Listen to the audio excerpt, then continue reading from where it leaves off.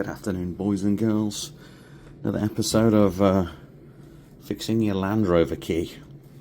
So anyway, my Land Rover key was looking kind of like this. Fairly dog-eared and chewed up. And definitely holed. And so I bought a key on Amazon, which is this one. And I'm changing over the skin. There's no easy way to really separate the case. It is really, you've got to get a small screwdriver in there and you've got to prise, and it's quite intrusive when you do that, as you can see. So what you'll need to do though is you'll need to take your little rubber gasket off your old key and put that on the new one. See, the new one doesn't come with the gasket there, although this was a cheap key.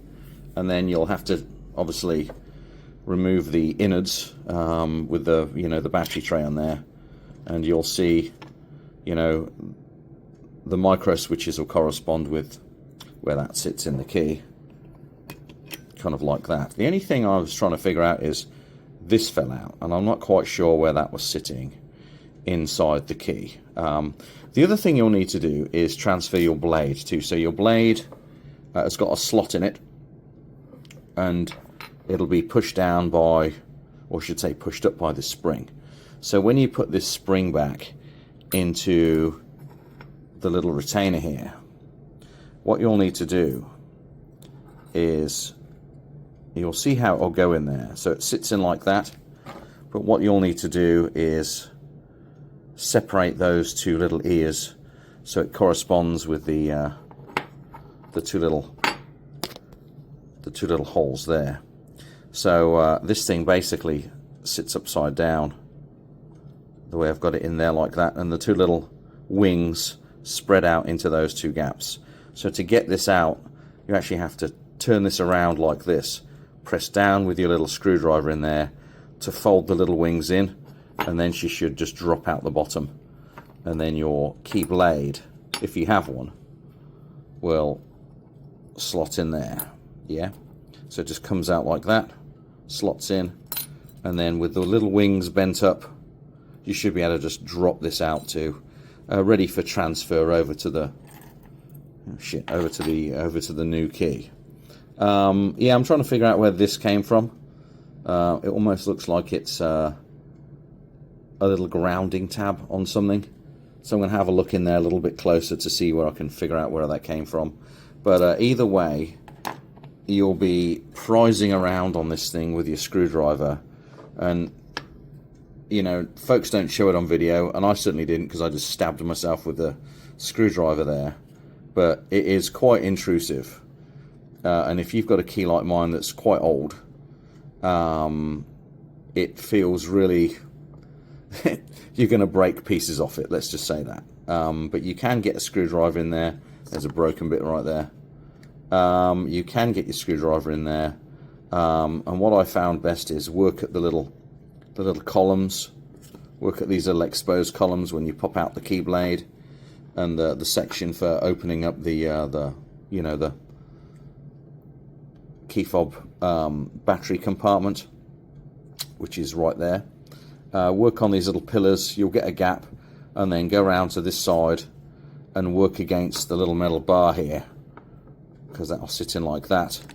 Work against that little metal bar and push up against this, the top cover, and you should be able to pop it off without damaging your gasket. And that gasket's, like I said, it's got to go on the new one there. It came with a new door, but it didn't come with a gasket here, so I've got to do that for waterproofing. So that's how it's going for now, folks. I'll probably do a little follow-up video in a second or two. Over and out for now. I've just discovered where this little thing comes from, folks. So I wasn't paying attention, but if you look on the new one, it's right there. It drops out of the casing. So I'm going to transfer the key now. So the key, it's a little metal, where's the new one? The little metal tag. It's got to go in. That's got to drop in like that. It's got to go in there like that. so it's difficult filming with one hand and doing professional YouTube not. So that's got to go in like that, shoved in that gap, and then the spring mechanism folds down onto that key there. So let me squeeze that in real quick and show you. Hold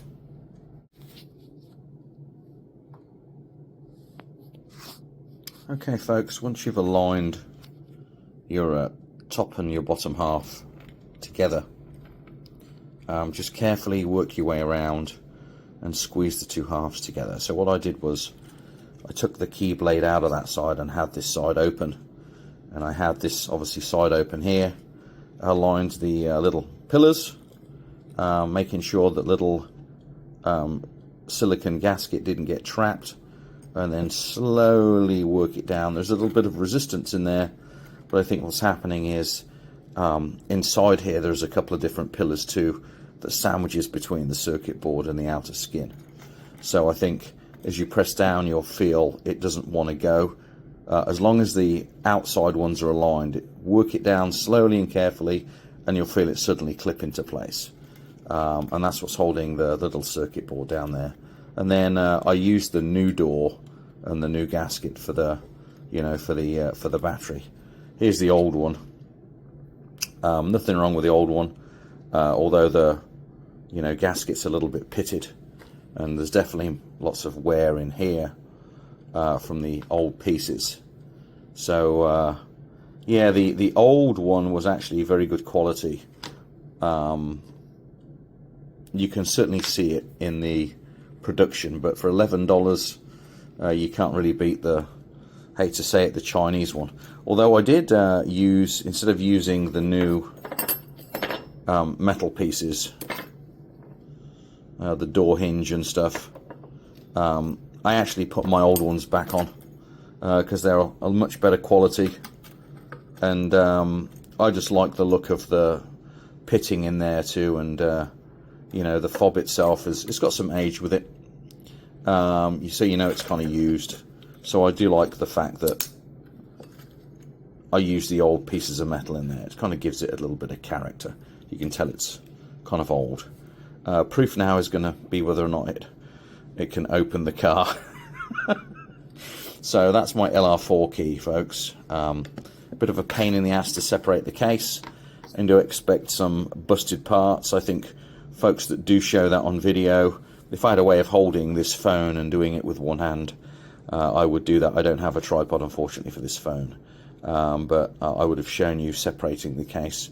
Everybody skips over that part, and there's a reason why. Shit tends to break. So you hear it from me now. There's going to be shit breaking in your old key fob for sure. So just go carefully though, and you'll be okay. And your new one, your $12 special from Amazon, should last a few more years now. All right, folks, over and out for now.